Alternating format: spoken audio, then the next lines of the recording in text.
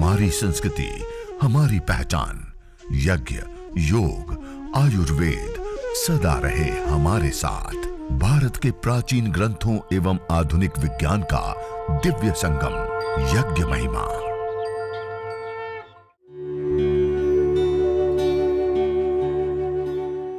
भारतीय संस्कृति में यज्ञ, योग एवं आयुर्वेद जैसी अमूल्य विद्याएं हैं, जिसका मूल है वेद।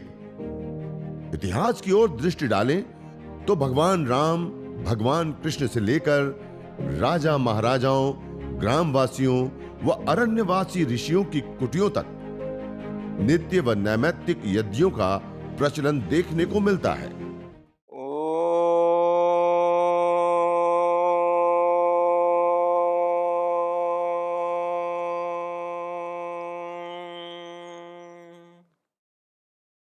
ओम भूर्भुवः स्वः तत्सवितुर्वरेण्यं भर्गो देवस्य धीमहि धियो यो नः प्रचोदयात्। सर्वरक्षक परमपिता परमात्मा को प्रणाम करते हुए, नमन करते हुए, वंदन करते हुए, परमपिता परमात्मा को याद करते हुए आज संपूर्ण झारखंड वासी भाई बहन इस कार्यक्रम में विशेष रूप से जुड़े हैं, उन सबको मैं नमन वंदन करता हूं। और विशेष करके हमारे आदरणीय हमारे राज्य प्रभारी जी रामजीवन जी भाई जी, जो निरंतर, उनका जन्म ही एक रूप से देखे तो शुरुआत से ही वो इन सेवा कार्यों को आगे बढ़ा रहे, निष्पादन कर रहे हैं और पूरी निष्ठा और पूरी श्रद्धा पूर्वक उनको मैं विशेष करके नमन वंदन प्रणाम करता हूं। और आज हम सब का यह सौभाग्य है कि जिस समय परम पूज्य श्रद्धेय स्वामी जी महाराज, परम पूज्य श्रद्धेय आचार्य श्री इस धरती पर है, उस समय हमें भी यहां आने का अवसर मिला है और हम सब उस एक अभियान के साथ जुड़ करके, चाहे योग हो, चाहे यज्ञ हो, चाहे आयुर्वेद हो, चाहे स्वदेशी अभियान हो, और भी मानव समाज के कल्याण के लिए सेवा के जितने भी कार्य हैं, उन कार्यों का निष्पादन हम सब मिलकर के वर्तमान में कर पा रहे, ये भी हमारा एक बहुत बड़ा सौभाग्य है। उन महान ऋषियों को नमन वंदन प्रणाम करते हुए, जिनके कारण से आज हमारे पास योग, आयुर्वेद, यज्ञ जैसी विधाएं और विद्याएं हमें सीखने का अवसर और मौका मिल रहा है, उनको नमन वंदन प्रणाम करते हुए आइए सब लोग आज हम यज्ञ, हवन, अग्निहोत्र के बारे में विशेष करके हम जानेंगे। आज मेरे पास आप देख रहे हैं अलग अलग हवन सामग्रियां, ये रोगानुसार हवन सामग्रियों की पूरी पतंजलि योगपीठ से अभी जो नए रिसर्च, अनुसंधान और प्राचीन ज्ञान के आधार पे जो अनुसंधान हुए हैं और उससे जो महत्वपूर्ण और विशेष बातें निकल करके सामने आई, उसको ध्यान में रखते हुए एक कई सारी ये जड़ी बूटियों का निर्माण, औषधियों का निर्माण, हवन सामग्रियों का निर्माण यहाँ पर हुआ है, जिसको आप देख पा रहे हैं। तो इस यज्ञ, हवन, अग्निहोत्र को जो हम प्राचीन काल से देखते हुए आ रहे हैं कि यज्ञ, हवन, अग्निहोत्र हमें करना चाहिए, करने पर उससे अनेक प्रकार के हम लाभ देखते हैं। विशेष करके हम एक अनुष्ठान, एक देवी शक्तियों का पूजन, ऋणों से उऋण होने से लेकर के जो आध्यात्मिक जीवन है उसकी उन्नति के लिए विशेष करके लाभकारी होता है। और उसके साथ साथ आज जिस जिस प्रकार से अनुसंधान और जिस प्रकार से रिसर्च हो रही हैं, उससे यह भी चीजें सामने आई कि यज्ञ को करने पर, हवन को करने पर जो हमारे प्राचीन ग्रंथों में बताएं कि यदि क्षितायुर यदि वा परेतो यदिर मृत्योर अंतिकम नित एव तमा हरामि अस्पाशमेनम सत सारदाय। कहा यदि क्षितायुर, यदि उस व्यक्ति की आयु क्षीण हो गई, यदि क्षितायु यदि वा परेतो मृत्योर अंतिकम, या तो मृत्यु के अंतिम क्षणों को देख रहा हो, या फिर वो जरा अवस्था को प्राप्त हो गया, बुढ़ापा में वो आ गया है, तब भी मैं सत सारदाय उसको 100 वर्ष की निरोग आयु प्रदान करता हूं। ऐसा परमपिता परमात्मा की ओर से आश्वासन है जो यज्ञ करता है, हवन करता है, अग्निहोत्र करता है। इसलिए यह जो यज्ञ, हवन, अग्निहोत्र है, उसके जो विभिन्न लाभ हैं, वह अपने आप में यज्ञ के द्वारा चिकित्सा होना, यज्ञ के द्वारा पर्यावरण का पोषण, शोधन से लेकर के ये अनेक प्रकार के जो अलग अलग लाभ हैं वो लाभ हमें प्राप्त होते हैं। आज हम विशेष करके यह यज्ञ हवन अग्निहोत्र से संबंधित जो हम चर्चा करेंगे उसमें मुख्य रूप से जो यज्ञ हवन अग्निहोत्र को करने पर जो विशेष हमें लाभ प्राप्त होते हैं उन लाभों को लेकर के आज आपके सामने महत्वपूर्ण और विशेष कुछ बातें रखने का हम प्रयास करेंगे। और हम सब मिलकर के, ये आप देख रहे हैं अलग अलग औषधियाँ, अलग अलग जड़ी बूटियाँ जो हवन करते हैं, अग्निहोत्र करते हैं, होम करते हैं, और उसमें जो अलग अलग हविर द्रव्यों की हम आहुति देते हैं उसके जो मुख्य हविर द्रव्य होते हैं उन मुख्य हविर द्रव्यों को आज आपके सामने यहाँ पे रखा है, आप देख रहे हैं। और जैसे काले तिल और चावल, यदि हमारे पास हवन सामग्री के रूप में कुछ नहीं है तो चावल और काले तिल सबके पास होते हैं और उससे हम सब पूर्ण यज्ञ कर सकते हैं, अर्थात देव यज्ञ, दैनिक अग्निहोत्र जिसको हम कहते हैं, जिससे हमें वायु का शोधन करना है, शरीर का पोषण करना है, देवी शक्तियों की आराधना करनी है। तो आपके घर के अंदर आपके पास खाली काले तिल है तो आप काले तिल से हवन कर लीजिए। आप देख रहे हैं मेरे सामने प्लेट के अंदर काले तिल। इसी प्रकार से काले तिल के साथ साथ आप चावल लेकिन अक्षत चावल रहते हैं, जो टूटे हुए दाने ना हो, जो पूरे दाने होते हैं उसको विशेष रूप से लेते हैं, तो अक्षत चावलों से भी आप हवन कर सकते हैं। इसी प्रकार से इस यज्ञ हवन अग्निहोत्र करने के लिए हमारे प्राचीन काल में जो विधान और जो विद्याएं हमें बताई गई हैं उन विधाओं में, उन विद्याओं में कई सारे प्रकार के अलग अलग जो लाभ बताए गए, उसमें हम सबसे पहले कुछ महत्वपूर्ण विशेष दैनिक अग्निहोत्र के लाभों को हम देखेंगे। दैनिक अग्निहोत्र देव यज्ञ जिसको हम कहते हैं, वह दैनिक अग्निहोत्र देव यज्ञ करने पर उसके लाभों में हमारे प्राचीन ग्रंथों में बताते हुए कहा कि जिस यज्ञ हवन अग्निहोत्र को हम करते हैं उसमें अग्निहोत्र की जो महिमा हमारे प्राचीन ग्रंथों में कहा, एतेषु यश्चरते भ्राजमानेषु यथा कालं च आहुतयो ह्यद्ददायन् तन्नयन्ति एताः सूर्यस्य रश्मयोः यत्र देवानां पतिरेकोऽधिवासः।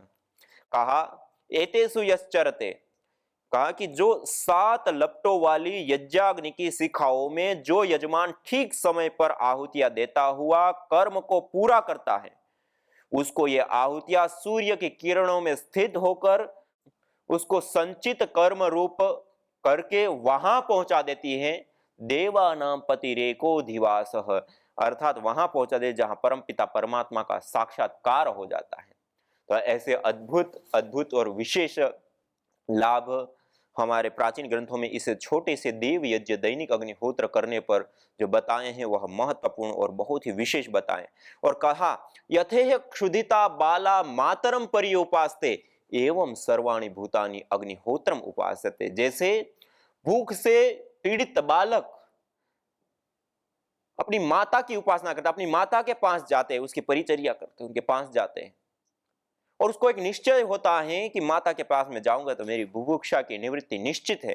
एवं सर्वाणि भूतानि अग्निहोत्रम उपासते, इसी प्रकार सभी भूतगण मनुष्य गण भी दुख की मुक्ति के लिए वही उतने ही निश्चिंत होकर के अग्निहोत्र की उपासना करते हो। यज्ञ अग्निहोत्र को तो इष्ट काम दुख, सर्व काम दुख, इच्छित कामनाओं को पूर्ण करने वाला होता है, सभी प्रकार की मनोकामनाओं को पूर्ण करने वाला होता है। तो ऐसा यह यज्ञ हवन अग्निहोत्र होता है। और कहा अग्नेश्चैव सायं प्रजापतयेश्चेत्य ब्रवीत सूर्याय च प्रातः प्रजापतये चेति। अर्थात जो हम ये यज्ञ करते हैं, अग्निहोत्र करते हैं, उसके कुछ विशेष आहुतियां होती है।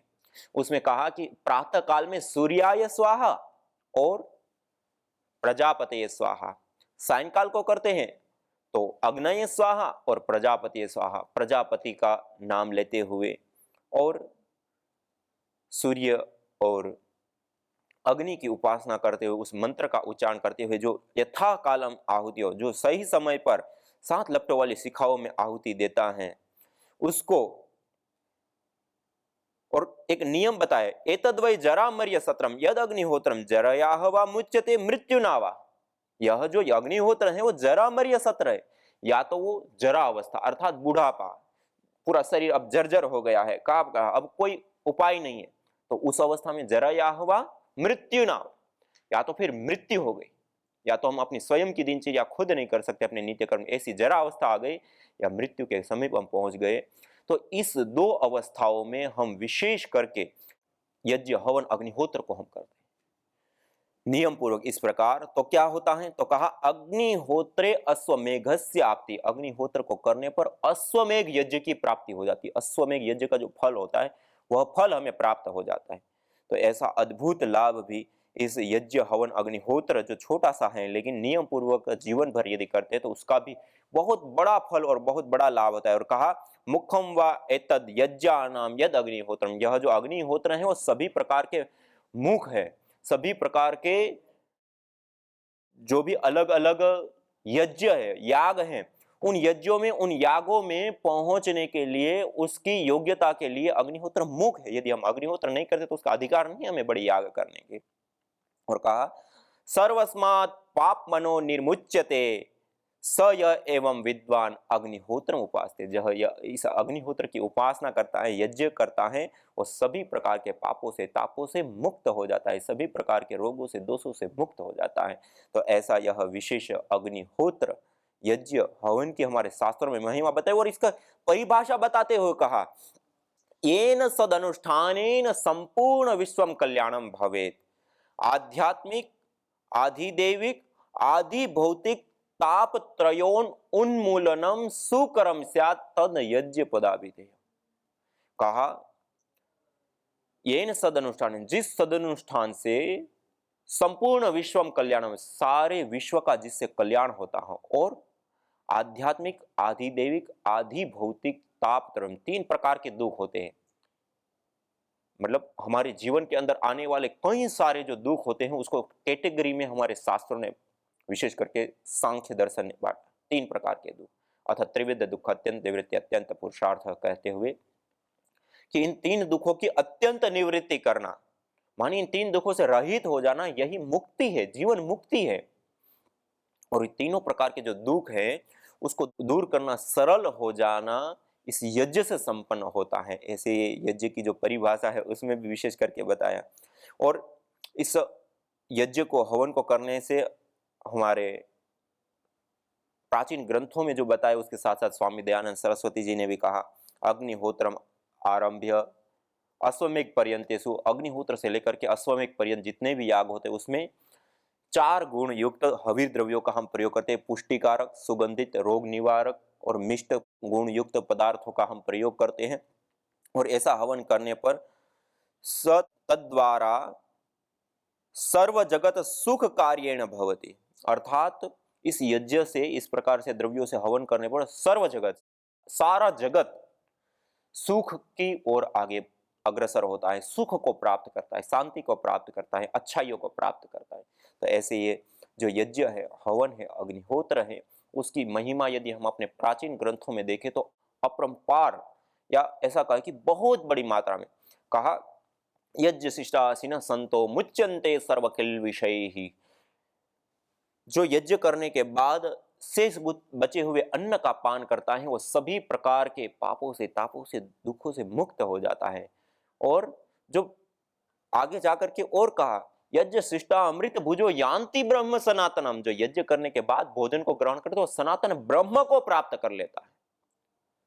और यज्ञ दान तपः कार्य न त्याज्यम कार्यमेव तत्, यज्ञ करना, दान देना और तप करना, ये कार्य कभी भी हमें नहीं त्यागना चाहिए, नहीं छोड़ना चाहिए। यज्ञ दान तपश्चैव पावनानि मनीषा, यज्ञ दान और तप रूप कार्य तो मनुष्यों को भी पावन करने वाले होते हैं, इसलिए यज्ञ करना, दान करना और तप करना, ये कार्य को कभी भी त्यागने योग्य नहीं कहा। तो इस प्रकार से अलग अलग आश्वासन दिया।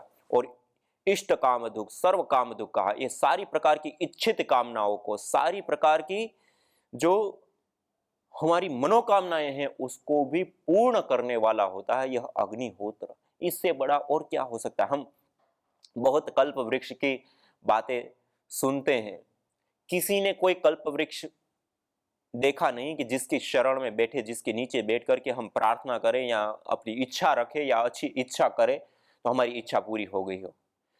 किसी ने ना देखा ना अनुभव किया, लेकिन हमारे शास्त्रों में भी इसका कोई वर्णन नहीं है।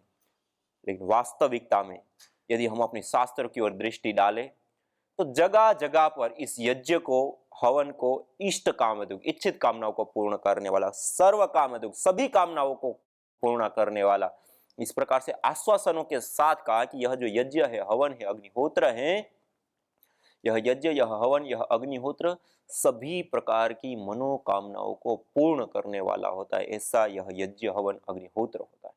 इसलिए ये एक कल्प वृक्ष है। पहले हम यज्ञ करते हैं, देवान भावयतानेन ते देवा भावयन्तु वह परस्परम भावयन्ता श्रेय परम अवाप्स्यथ। कि हमारे पास जो हविर द्रव्य है, उन हविर द्रव्यों की आहुतियां हम प्रदान करें अग्नि में। अग्निर्वै देवानां मुख, अग्नि सभी देवताओं का मुख होता है, उसमें इन हविर द्रव्यों की हम आहुति प्रदान करें। हविर द्रव्यों की आहुति प्रदान कर और उस देवीय शक्तियों को हम तृप्त करें, पुष्ट करें, संतुष्ट करें, और उसके बाद यज्ञ, हवन, अग्निहोत्र कर देवताओं को हविर द्रव्य का दान कर उनको उन भोग चढ़ा करके और उसके बाद उनको तृप्त कर इस यज्ञ की शरण में बैठ करके जो हम अपनी मनोकामना करते हैं, जो हम अपनी भावनाएं प्रकट करते हैं, जो अपनी इच्छाएं रखते हैं, वो पूर्ण होती है। कहा सत्याह संतु यजमानस्य कामाः। यह जो यज्ञ है, हवन है, अग्निहोत्र है, वो सभी प्रकार की हमारी मनोकामनाओं को पूर्ण करने वाला होता है। ये अपने आप में एक बहुत बड़ी विशेष बात। सभी प्रकार ये हम कल्प वृक्ष है। जो आप सोचोगे, जो आप इच्छा करोगे, वो देगा। और एक जगह पे नहीं, वेदों से लेकर के अलग अलग जो हमारे प्राचीन ग्रंथ, सब जगह पर एक ही सुर में ये बातें बताई गई कि यह इच्छित कामना को, अर्थात वास्तविक कल्प वृक्ष कोई आज हमारे सामने, हमारे पास में है, तो वह है यज्ञ, वह है हवन, वह है अग्निहोत्र। इसलिए इस यज्ञ को, इस हवन को, इस अग्निहोत्र को विशेष रूप से हम अपने जीवन में स्थान दें और इस यज्ञ, हवन, अग्निहोत्र को हम करें, तो उसका हमें विशेष विशेष लाभ प्राप्त होता है। और दूसरा, जिस प्रकार से इस यज्ञ, हवन, अग्निहोत्र को करने पर अनेक अनेक प्रकार के जो आश्वासन हमें दे रहे हैं कि इष्ट काम दुख, सभी कामनाओं को पूर्ण, सर्व काम दुख, सभी प्रकार की कामना, सत्या संतु यजमान से काम, जो यज्ञ करके और यज्ञ के बाद प्रार्थना करता है, प्रार्थनाएं, उनकी मनोकामनाएं पूर्ण हो जाती हैं।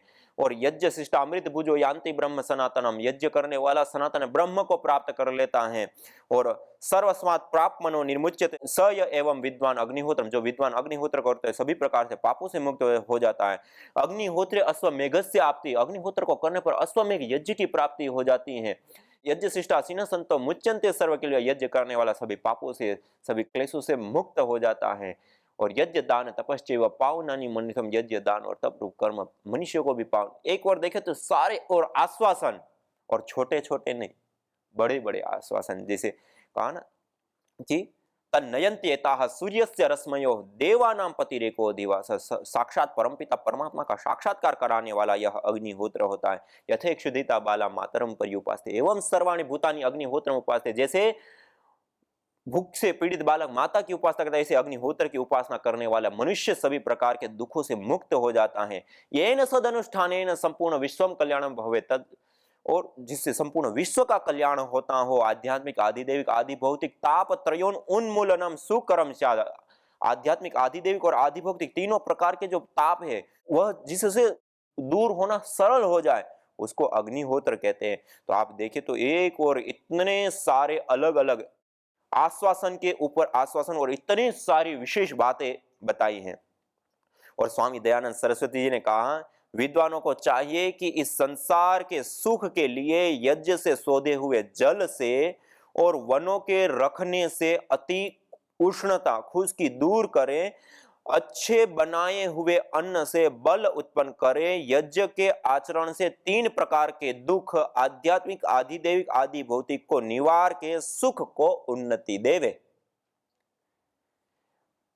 इस यज्ञ को, हवन को करने पर तीन प्रकार के, जैसे मैंने आपको शुरुआत में बताया, सांख्य दर्शन का प्रमाण देते हुए, अथ त्रिविध दुख अत्यंत निवृत्ति अत्यंत पुरुषार्थ।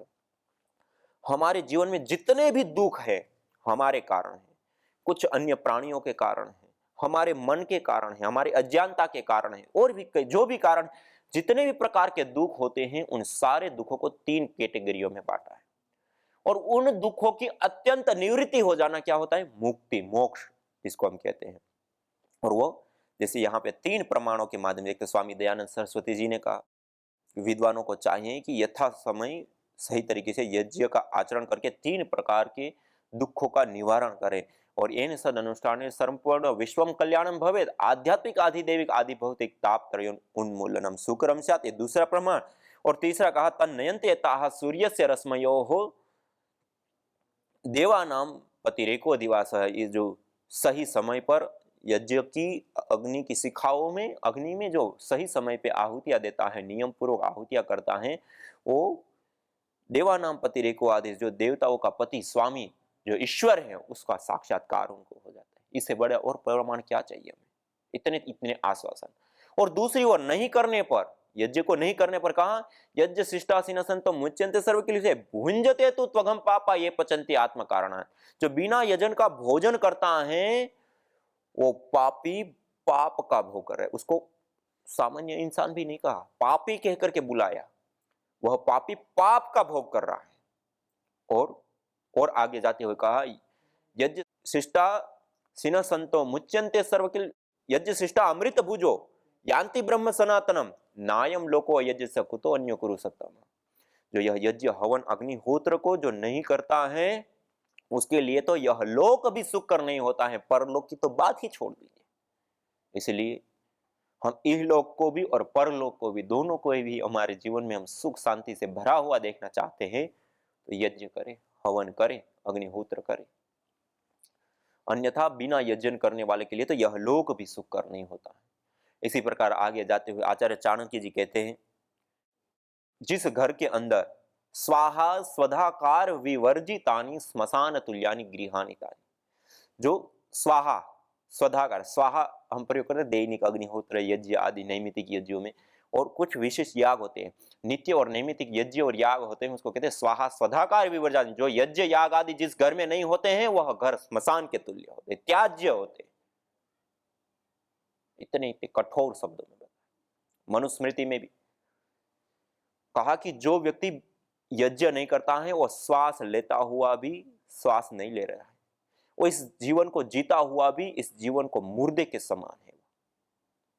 इतने कठोर शब्द, इतनी कठोर वाक्य, एक और देखे तो ऐसे आश्वासन और एक और देखे तो बहुत ही कठोर वाक्य सुना। आखिर हमारे शास्त्रों ने इसको इतनी महिमा क्यों दी? क्योंकि इस यज्ञ के अंदर, इस हवन के अंदर, इस अग्निहोत्र के अंदर हमारा कल्याण भी छिपा हुआ है, इस प्रकृति का कल्याण भी छिपा हुआ है।